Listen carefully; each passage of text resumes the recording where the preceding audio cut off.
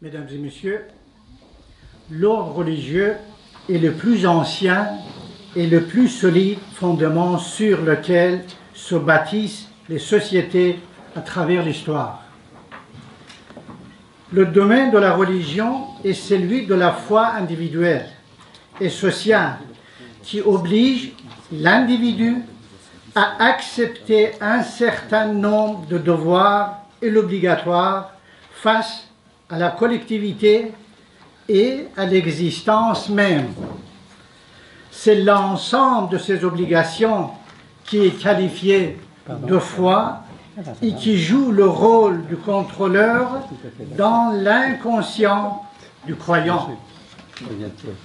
La religion possède un caractère politique pouvant orienter le destin d'une ou de plusieurs sociétés et même régions. Certaines religions ont influé sur un ou plusieurs continents, dépassant les clivages ethniques et autres, à l'instar du christianisme, du bouddhisme et plus particulièrement de l'islam, qui sont aujourd'hui encore capables d'agir fortement en matière de politique internationale. Le christianisme, qui compte aujourd'hui le plus grand nombre d'adeptes dans le monde, est une croyance issue de l'époque où l'esclavagisme connut de profonds tumultes marqués par la répression du soulèvement des esclaves sous l'Empire romain. Il joua le rôle de tranquillisant pour les esclaves. 4 siècles furent nécessaires afin que l'Empire romain, mu par des objectifs politiques, prenne le christianisme et le place au rang de sa religion officielle. Sous l'étendard de l'Empire, le christianisme traversa le pays et les continents. Ce fut l'idée de l'Empire qui conféra au christianisme la conception et la notion du pouvoir politique. Aujourd'hui encore, il constitue un des fondements de la présence politique de l'Occident dans les pays du Sud.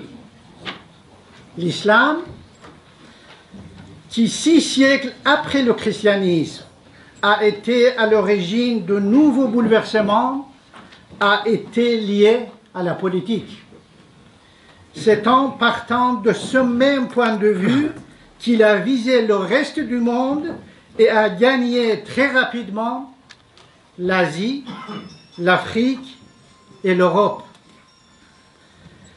L'islam est né dans un territoire désertique, passage des caravanes qui reliaient les 2 empires de l'époque, Rome et la Perse.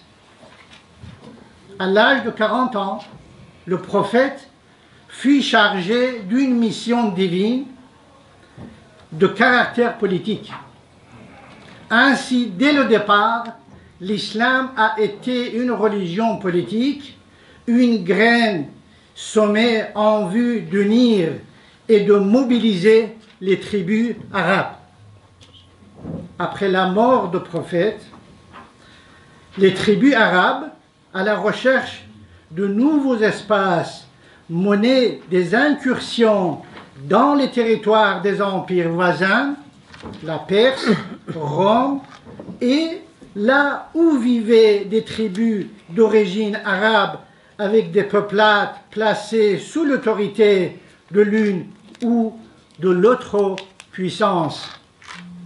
L'empire musulman s'étendit alors vers l'est jusqu'à Mésopotamie. Après la domination arabe qui permit l'installation de ces tribus en Perse, d'autres concurrents firent leur apparition. Tout le territoire est de l'islam fut dévasté par les troupes turques et mongoles en provenance du nord.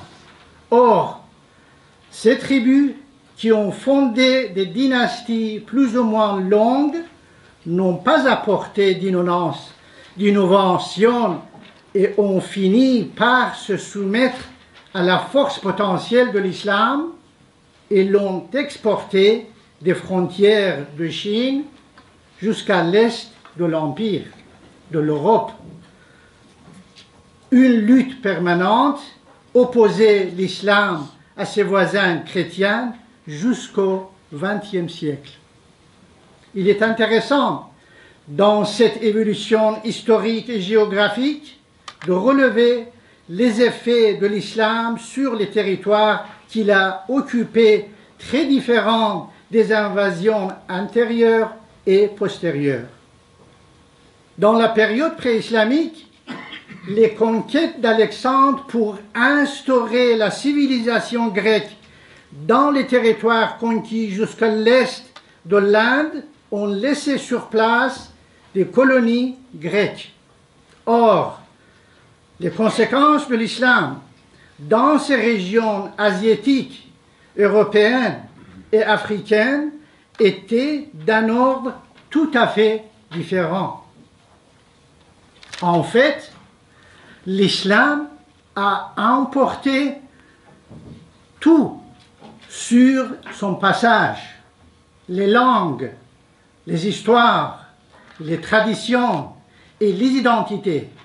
L'islam a tout absorbé dans le Proche et le Moyen-Orient, en y instaurant la domination par la civilisation arabe.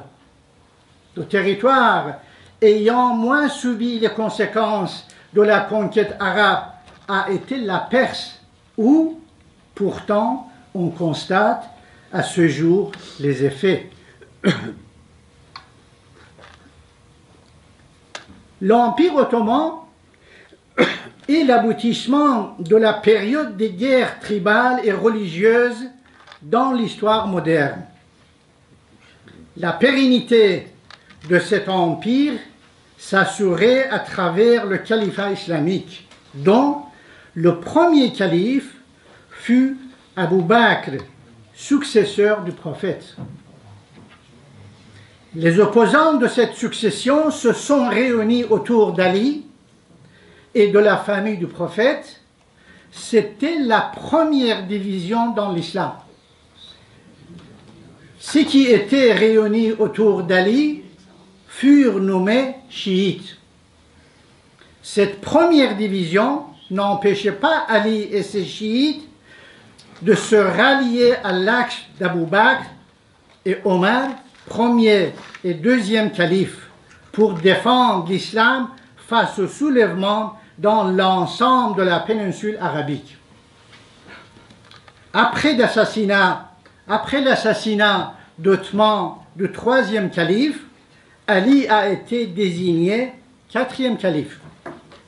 Les guerres menées par Ali contre l'armée du Muawiyeh furent à l'origine d'une nouvelle division qui donna naissance aux Khawarij et dont la première action fut l'assassinat du quatrième calife. Hassan, fils aîné d'Ali et commandant de ses troupes, se trouva face à face avec Muawiyeh, fondateur de la dynastie des Omeyyades. Il préféra la paix à la guerre, laissa le pouvoir à Muawiyeh et considéra cette paix nécessaire pour préserver la domination de l'islam sur les territoires conquis. Muawiyeh, fils d'Abu Sufyan, était un des chefs Quraysh qui avait livré la Mecque au prophète. La politique d'expansion territoriale de l'islam, d'une part, exigeait que les différends internes des Quraysh ne se propagent point et était d'autre part basée sur l'idéologie fondamentaliste des Omeyyades, qui depuis Muawiyeh avaient établi leur capitale à Cham, la Syrie aujourd'hui, et dont le territoire s'était étendu jusqu'au sud-ouest de l'Europe, dans la péninsule ibérique. Aujourd'hui, les pays musulmans tentent de jouer un rôle important dans la géopolitique mondiale. Et pour ce faire, ils se sont réunis dans la conférence des pays islamiques. Leur objectif consiste à établir un lien entre le nationalisme et la religion.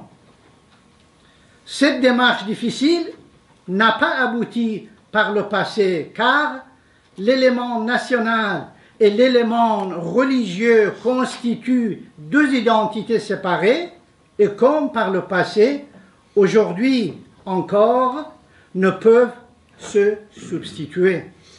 Le nationalisme est une force de résistance à l'agression par l'élément étranger qui, à son tour, prend un caractère agressif. La religion est elle-même un gouvernement, un pouvoir, une identité et une volonté qui tentent de se mondialiser. Aujourd'hui, l'islam radical prend l'ampleur. L'attaque récente contre Charlie Hebdo et contre des policiers et des civils est une attaque commise contre les démocraties au nom de l'islam radical. L'islamisme radical ne serait donc qu'une idéologie politique meurtrière dont le but est de soumettre le monde par la violence et par la terreur, tandis que le mot islam vient de salam, qui signifie la paix. En fait, tout acte terroriste contre les innocents contrarie la pensée et la base de l'islam. Aujourd'hui, la France se trouve en guerre contre le terrorisme, non contre l'islam. Le terrorisme n'a pas religion, ni foi, ni conscience, et constitue un danger pour tous. C'est pourquoi la France n'est pas seule dans ce combat. Les idées préconisées par les formations de type Daesh sont très populaires dans les sociétés déchirées par des conflits interconfessionnels et interethniques en proie à la misère, au chômage, à l'inégalité sociale et des citoyens devant la loi, à la corruption, à la drogue et à d'autres mots. Daesh est un attrait particulier pour les jeunes.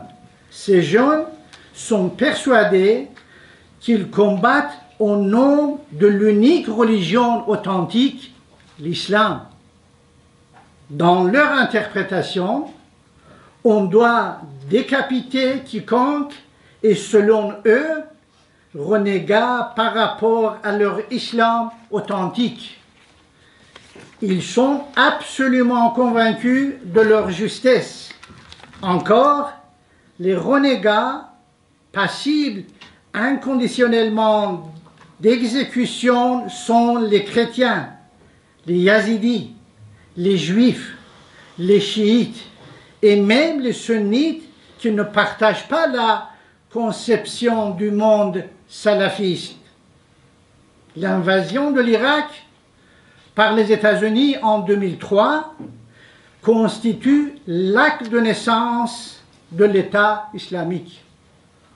Les Américains prétendaient démocratiser l'Irak, mais cette démocratisation donnait naissance à Daesh, qui est exploité par la politique saoudo-qatari et leurs alliés. Chaos, massacres, réfugiés et crise économique sont les seuls fruits de la rivalité de la politique de l'Arabie saoudite et du Qatar et leurs alliés pétromonarchies dans les pays tels que l'Afghanistan, l'Irak, la Libye et la Syrie, d'où sont originaires les talibans, Al-Qaïda, le printemps arabe et l'État islamique, entre autres. Actuellement, la Charte des Nations Unies reste le premier document crédible à l'échelle internationale, rédigé il y a plus de 60 ans au nom des peuples des Nations Unies. Elle tire sa légitimité des peuples du monde. Sur la base de cette charte, une organisation est née qui doit régir non seulement les relations entre les États, mais également les relations entre les États et leurs peuples, afin qu'une ère nouvelle puisse venir et faire disparaître les guerres et les destructions et permettre une mondialisation du dialogue et des échanges interculturels, interreligieux et entre les civilisations qui reconnaît les valeurs en commun et respecte avec loyauté les différences. Je vous remercie.